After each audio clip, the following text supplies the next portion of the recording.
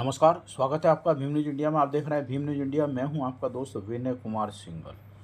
दिल्ली में जंतर मंतर पर विद्यार्थी मोर्चा द्वारा एक विशाल धरना सभा का आयोजन किया गया, जिसमें वर्तमान शिक्षा नीति का विरोध किया गया। नारे मैं दे रहा हूं, मेरे पीछे पीछे जोरदार नारे देने हैं, क्योंकि सिर्फ 15 मिनट की दूरी पर यहां से संसद है। 15 मिनट की दूरी पर है। आपकी आवाज वहां पर बैठे हुए जो गूंगे बहरे जो लोग हैं ना, उन तक आपकी आवाज पहुंचनी चाहिए। अरे मूल निवासियों का नारा है, अरे मूल निवासियों का नारा है, अरे मूल निवासी जागेगा, अरे मूल निवासी जागेगा।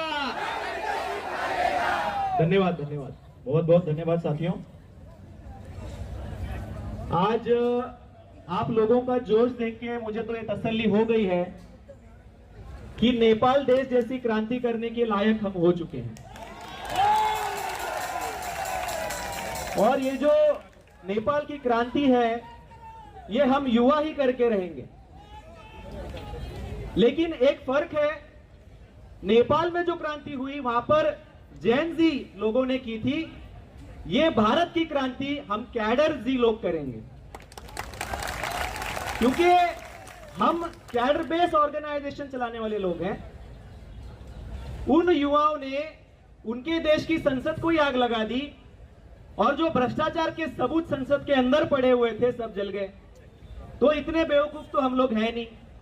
हम लोग संविधान को मानने वाले लोग हैं, बाबा साहब अंबेडकर जी को मानने वाले लोग हैं, हम संसद को भी मानने वाले लोग हैं।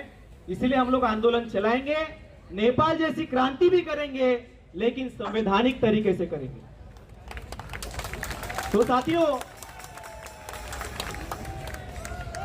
ये जो आज भारतीय विद्यार्थी मोर्चा के द्वारा जंतर मंतर में आज हम लोग महारैली यहां पर करने जा रहे हैं, कर रहे हैं, और इस महारैली में जो हमारे विचार मंच पर उपस्थित सभी मान्यवर और आप सभी देश के कोने कोने से आए हुए साथियों का मैं यहां पर स्वागत करता हूं। साथियों, काफी महत्वपूर्ण बात है समझने के लिए कि आज इस देश में शिक्षा व्यवस्था का जो इतिहास है, ये एक बहुत बड़ा इतिहास है। क्योंकि भारत में हमें शिक्षा मुफ्त में नहीं मिली। भारत में शिक्षा मिलने के लिए 108 वर्ष का संघर्ष हमारे महापुरुषों द्वारा चलाया गया, और तब जाकर आर्टिकल 21A में, इंडियन कॉन्स्टिट्यूशन के आर्टिकल 21A में फ्री एंड कंपलसरी एजुकेशन मिला। ये जो राइट टू एजुकेशन है, ये आर्टिकल 21A के तहत मिला। उसके लिए भी बाबा साहब को अमेंडमेंट करनी पड़ी संविधान के अंदर, तब जाके साथियों हमें शिक्षा का अधिकार मिला है। और ये आज हम देख रहे हैं, जिन लोगों को आर्टिकल 21A के तहत, आपको पता नहीं होगा, मैं आपको आर्टिकल 21A क्या है वो समझा रहा हूं। आर्टिकल 21A के तहत जो भी बच्चे जिनकी उम्र 6 से लेकर 14 साल तक है, उन सभी बच्चों को फ्री एंड कंपलसरी एजुकेशन मिलना चाहिए। तो साथियों, ये जो मैं आर्टिकल 21A के बारे में आपको समझा रहा था कि आर्टिकल 21A में लिखा गया है कि जो 6 साल की उम्र से लेकर 14 साल उम्र तक के जो बच्चे हैं, उनको फ्री एंड कंपलसरी एजुकेशन दिया जाए। और ये जिम्मेदारी इंडियन कॉन्स्टिट्यूशन ने सरकार पर लगाई है। तो ये सरकार की जिम्मेदारी बनती है कि उम्र 6 से लेकर 14 तक सभी बच्चों को फ्री एंड कंपलसरी एजुकेशन दिया जाए। लेकिन यही वो सरकार है जो हमारे पास बजट नहीं है ये कहकर अब तक 90,000 सरकारी स्कूलों को बंद कर चुकी है, ताला लगा चुकी है। और इस सरकार के पास कुंभ मेले के लिए 7,500 करोड़ है। कुंभ मेला आयोजित करने के लिए 7,500 करोड़ है, लेकिन शिक्षा देने के लिए सरकार के पास तिजोरी में पैसे नहीं है। तो ये जो सरकार है, ये शिक्षा विरोधी सरकार है। और इन्होंने 2020 में जो शिक्षा नीति लाई, इस शिक्षा नीति के तहत हमारे बच्चों को माध्यमिक शिक्षा से, उच्च शिक्षा से वंचित करने के लिए उन्होंने उसमें पॉलिसी बनाकर रखी है। तो इसीलिए साथियों, हमारे बच्चों को माध्यमिक और हायर एजुकेशन ना मिल सके, उनको जो बेसिक एजुकेशन है वो भी ना मिल सके, इसीलिए स्कूल मर्जिंग का नया नाटक किया जा रहा है। और इसके वजह साथियों, जो हमारे बच्चे SC ST OBC के जो बच्चे हैं, जो स्कूलों में पढ़ रहे थे, उनकी शिक्षा समाप्त करने वाली एजुकेशन पॉलिसी है।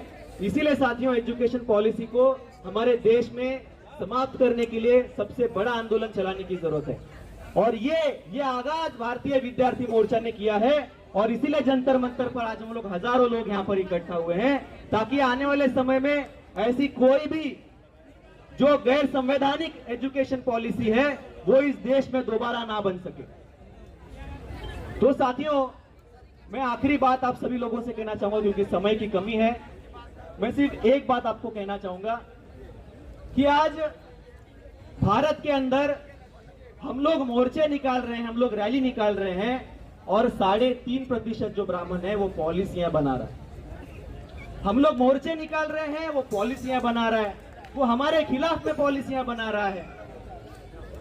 2019 में 103rd अमेंडमेंट के तहत उन्होंने क्या किया, उन्होंने EWS लाया, इकोनॉमिक वीकर सेक्शन लाया। जो गरीब ब्राह्मण है उनके लिए 10% का रिजर्वेशन लागू कर दिया।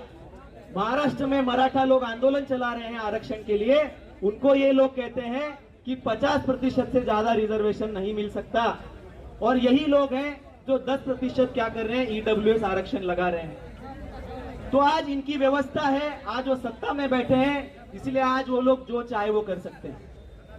महाराष्ट्र के अंदर परशुराम आर्थिक सहाय्य मंडल बनाया, आर्थिक विकास मंडल बनाया, और उसके अध्यक्ष को मंत्री का दर्जा भी दे दिया। तो इसीलिए साथियों, आज वो लोग पॉलिसी बना रहे हैं और हम लोग मोर्चे निकाल रहे हैं। देश के अंदर जब तक EVM मशीन रहेगी, वो लोग पॉलिसी मेकर बनते रहेंगे। इसीलिए साथियों, हम युवाओं को भी, अगर देश के अंदर अगर सत्ता में बदलाव लाना है, तो हम युवाओं को भी EVM के खिलाफ में खड़े रहना होगा। तब जाकर साथियों, इस देश के अंदर एक बड़ी क्रांति हो सकती है। और उन लोगों में काफी खौफ है, मैं देख रहा हूं, अभी जैसे हमारे हेम सिंह सर ने बताया कि ये दिल्ली की परमिशन लेने के लिए कितनी जद्दोजहद करनी पड़ी। वो लोग अंदर से डरे हुए हैं। पहले श्रीलंका हुआ, फिर बांग्लादेश हुआ, अभी नेपाल भी हुआ। कहीं भारत में कोई क्रांति ना हो जाए, कोई छोटा सा आंदोलन भारत के आजादी के क्रांति में ना बदल जाए, इसलिए उनके दिमाग में खौफ है, डर है। और ये डर अच्छा है, ये डर अच्छा है। इसीलिए साथियों, इस डर को बरकरार रखने के लिए आज हम लोग हजारों की संख्या में आए हैं।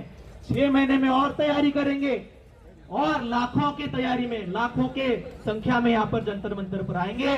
इसके लिए आप सभी लोग साथ और सहयोग करोगे, ऐसी आशा और अपेक्षा रख के मैं यहाँ पर अपनी बातों को विराम देता हूँ। आप देख रहे हैं भीम न्यूज़ इंडिया। यदि आपको हमारे द्वारा दिखाई गई खबरें पसंद है तो प्लीज़ हमारे चैनल को यूट्यूब पर सब्सक्राइब कीजिए, लाइक कीजिए, शेयर कीजिए, कमेंट्स कीजिए। भीम न्यूज़ इंडिया के फेसबुक पेज, ट्विटर यानी X और टेलीग्राम पर भी आप इसको फॉलो कर सकते हैं। न्यूज़ अपडेट के लिए बने रहिए हमारे साथ, देखते रहिए आपका अपना लोकप्रिय चैनल भीम न्यूज़ इंडिया। आपका बहुत बहुत धन्यवाद।